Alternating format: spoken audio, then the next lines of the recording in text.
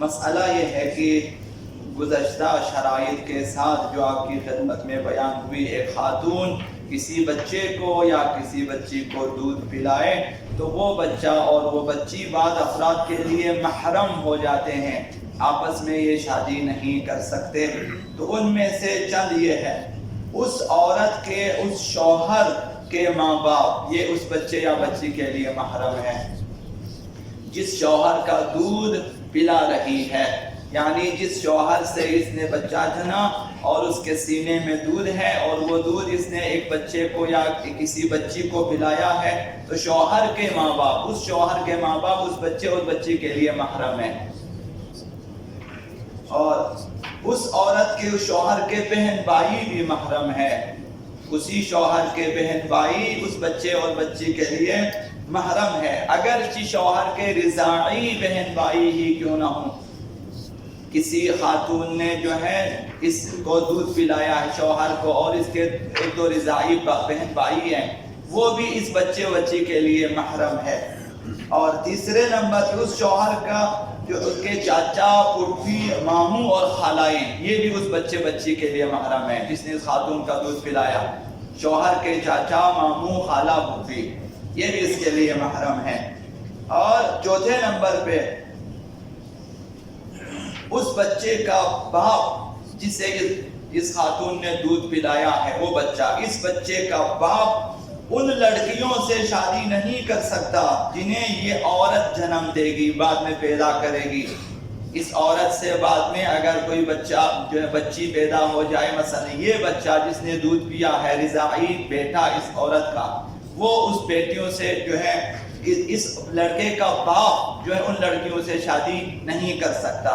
فی الحال اگر اس عورت کی کوئی بیٹی اس بچے کے باپ کے پاس موجود ہو، اس کی بیوی ہو، تو اس بچے کو دودھ پلانے کے بعد وہ بیوی اس پر حرام ہو جائے گی، نکاح ٹوٹ جائے گا اور وہ بچی اس کے لیے حرام ہے، الگ ہونا واجب ہے، چونکہ یہ اس کی رضاعی بہن بن جائے گی۔ تو یہ دو تین مسئلے تھے۔ حلال غذاؤں کے سلسلے میں دو باتیں عرض کرنی ہے۔ مائیں کوشش کریں کہ اس دوران کہ بچہ دودھ پی رہا ہے حلال اور پاک غذائیں استعمال کریں۔ جو کچھ مائیں کھاتی ہیں وہ حلال یا حرام، فاسد یا صحیح، جائز ناجائز، سالم ناسالم، دودھ کے ذریعے اس کے اثرات بچے میں منتقل ہو جائیں گے۔ لقمہ حرام اگر کھا لیں، اس خاتون کی غذا میں اگر حرام شامل ہو تو بہت ساری بدبختیاں خود اور اس عورت کے لیے بھی پیدا ہو سکتی ہیں، اور اس بچے کے لیے بھی جو اس وقت دودھ پی رہا ہے، یا وہ بچی جو دودھ پی رہی ہے، اس کے لیے بھی ہزاروں بدبختیاں پیدا ہو سکتی ہیں۔ مثال کے لیے علماء نے لکھا ہے کہ واقعہ عاشوراء میں قساوت قلبی ان لوگوں کی اس قدر زیادہ تھی اور جہالت اس قدر زیادہ تھی کہ انہوں نے نمائندہ خدا کو قتل کیا، اللہ کے نمائندے کو۔ آقا عبداللہ حسین کا مقام زیارت عاشوراء میں معلوم ہے، السلام علیکہ یا ثار اللہ وابن ثارہ، اے خون خدا، نمائندے الہی ہے۔ امام معصوم کا خون بہانا گویا خدا کا خون بہانا ہے۔ قتل کیا، رسول اسلام کے جانشین کو قتل کیا اور پیغمبر اسلام کے نواسے کو قتل کیا، قساوت قلبی اور جہالت کی بنیاد پر۔ تو اس کی وجہ آقا عبداللہ حسین نے لقمہ حرام بیان کیا ہے۔ آپ نے فرمایا روز عاشوراء کلکم عاص لامری، تم سب میری نافرمانی کرتے ہو، میری بات نہیں سنتے، نافرمانی کرتے ہو۔ غیر مستمع قولی، تم میری بات نہیں سنتے۔ فقد ملئت بطونکم من الحرام، وجہ یہ ہے کہ تمہارے پیٹوں میں، تمہارے شکموں میں حرام بھرا ہوا ہے۔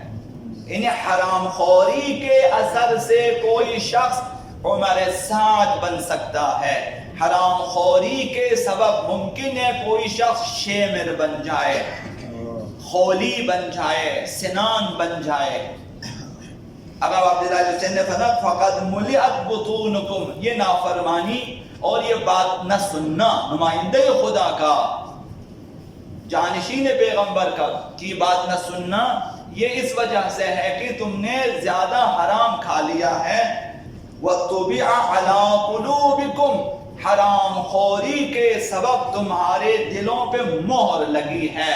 جب دلوں پہ مہر لگ جاتی ہے، خداوند متعال نے قرآن مجید میں فرمایا ختم اللہ علی قلوبہم وعلی سمعہم وعلی ابصارہم غشاوہ۔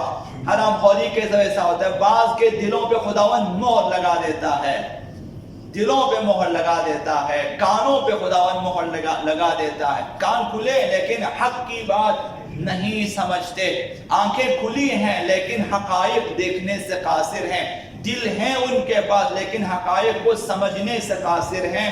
تو اس وجہ سے کربلا جیسا واقعہ رونما ہو جاتا ہے۔